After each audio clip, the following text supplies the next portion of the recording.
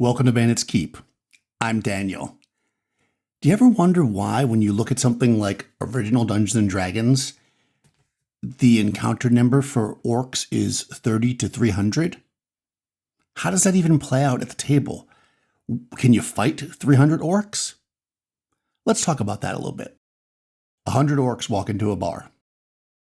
All right, so this has been on my mind for a little while, and now I thought was a great time to pop it out. A few reasons. I was recently reading a blog post on Tales to Astound, well, a bunch of them, on Traveller. They're talking about running the old game Traveller, basically the out-of-the-block box is what they call it, and basically they're just running it with the core set effectively, kind of like how I'm running D&D with the core set.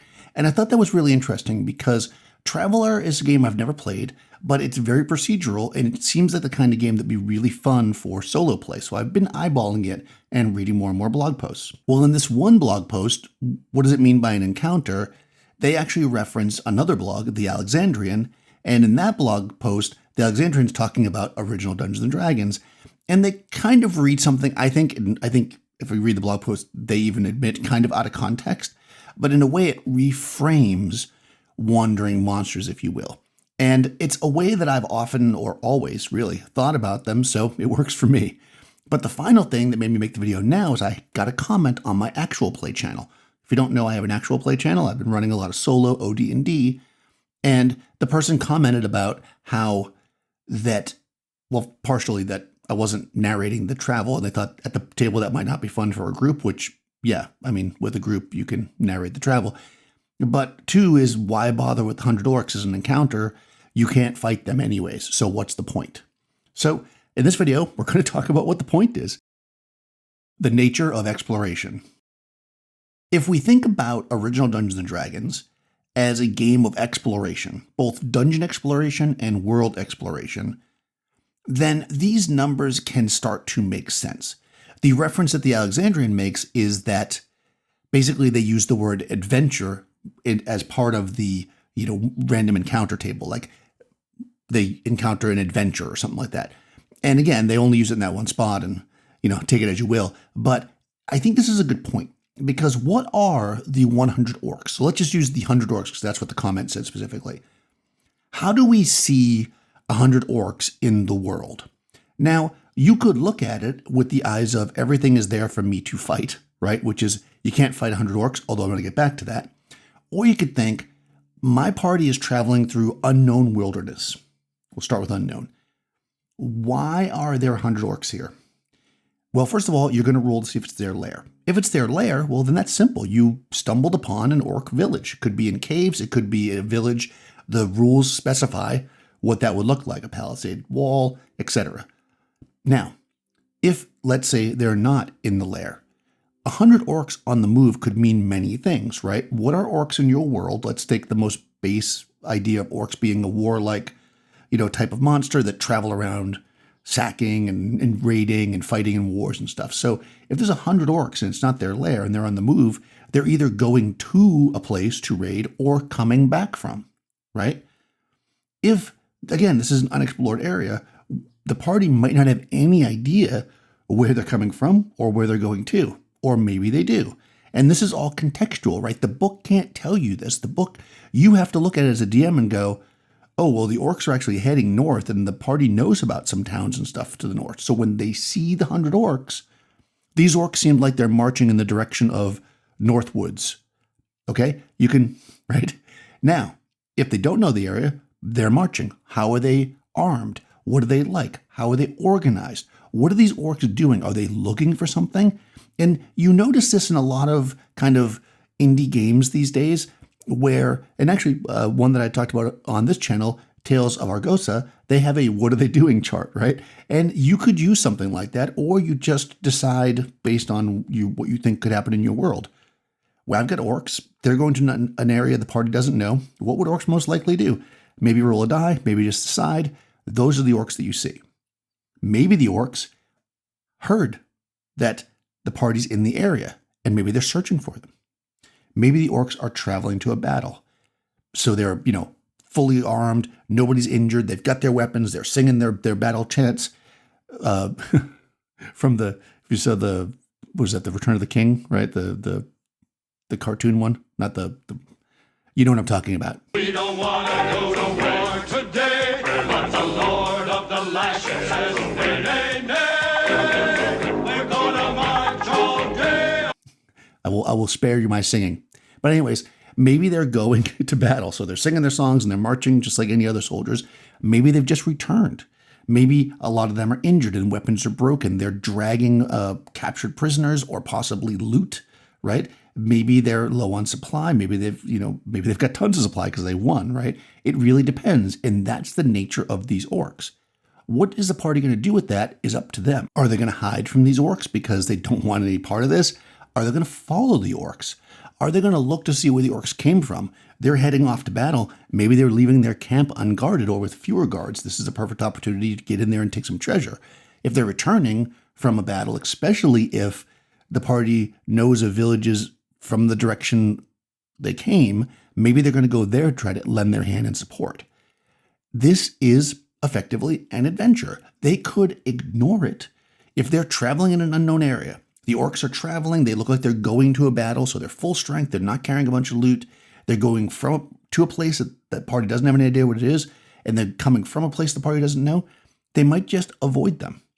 They might just hide and say, okay, we encountered orcs in this area, we need to see what's going on, or we need to not. Now, let's say they get surprised by the orcs, right? This could be problematic, but you got to, again, tie it into the story. You make encounter checks in original Dungeons & Dragons at night. So maybe the orcs come when you're in camp.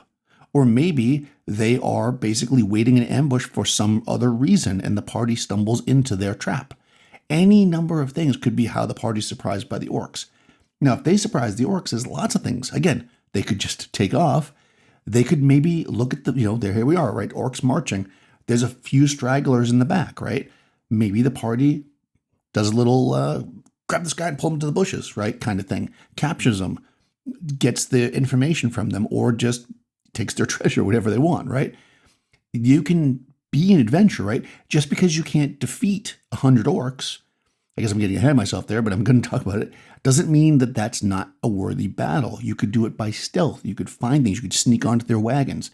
This can be an adventure. And because we are running a sandbox, and this is the key, this is an adventure that they can either take or not. This video is brought to you by me. Once again, I always forget at the end to promote stuff, so I'm just going to jump in here and say, hey, if you like the content, please do like the video, subscribe to the channel, do all that stuff. But also, check out the description. You'll see a link to my Patreon if you want to support the channel. So everything I've said so far is basically what's either written or implied in the book, right? Now I'm going to get a little bit into a little philosophy, if you will. If you roll 100 orcs, they could be just marching in a line like I described. That's kind of how you might imagine them. But if you roll 100 orcs, that could be 100 orcs in the area. They might be in small hunting groups, so the party might only encounter a handful of orcs, or maybe a single orc that's standing there on guard, especially if it's a village, right? They might encounter a guard patrol. 100 orcs doesn't mean you turn around the corner and 100 orcs are standing there. 100 orcs means that is the makeup of that troop that the party is going to encounter one way or the other. This, I guess, is evident too, actually, so I guess it does say it in the book. In the other book, The Underworld and Wilderness, I was called Survival, but Underworld and Wilderness Adventures, they talk about the idea that in a dungeon, because they're specifically talking about dungeons at that point, there could be 300 hobgoblins, but they wouldn't all be in one hallway, right? Same thing. There can be 100 orcs. They might just not all be together, right? They might be in smaller groups, and that's fine. You could even have 100 orcs where it's 20 against 80 having a battle, or 50 against 50. These are things that you can do, right?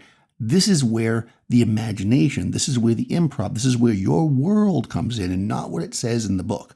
100 orcs doesn't mean 100 orcs that want to fight the party that are waiting for them.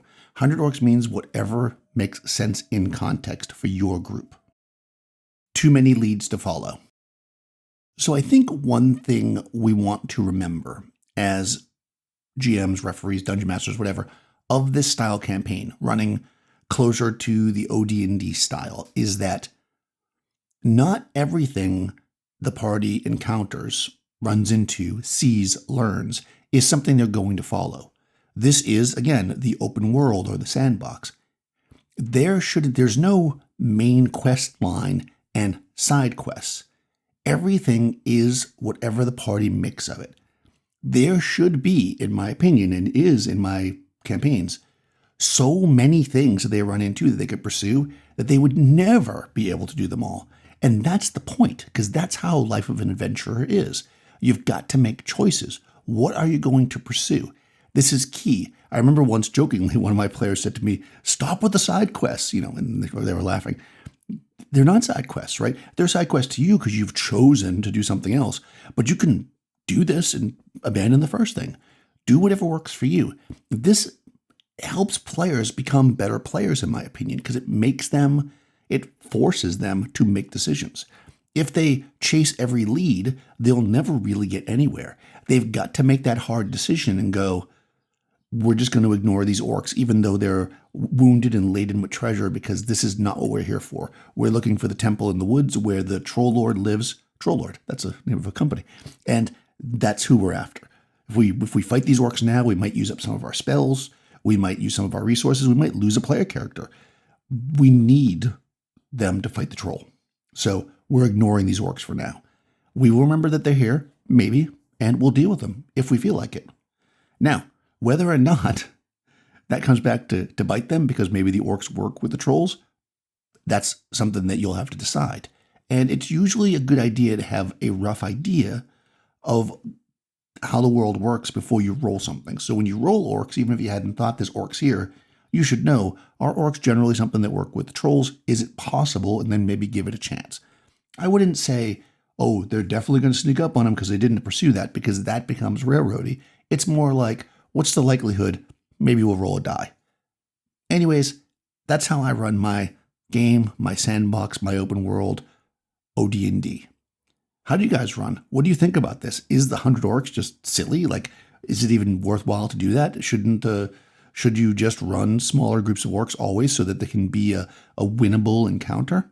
Let me know. I'd love to know in the comments below. I will put in the description links to the blog that I was talking about so you can read about Traveler. And yeah.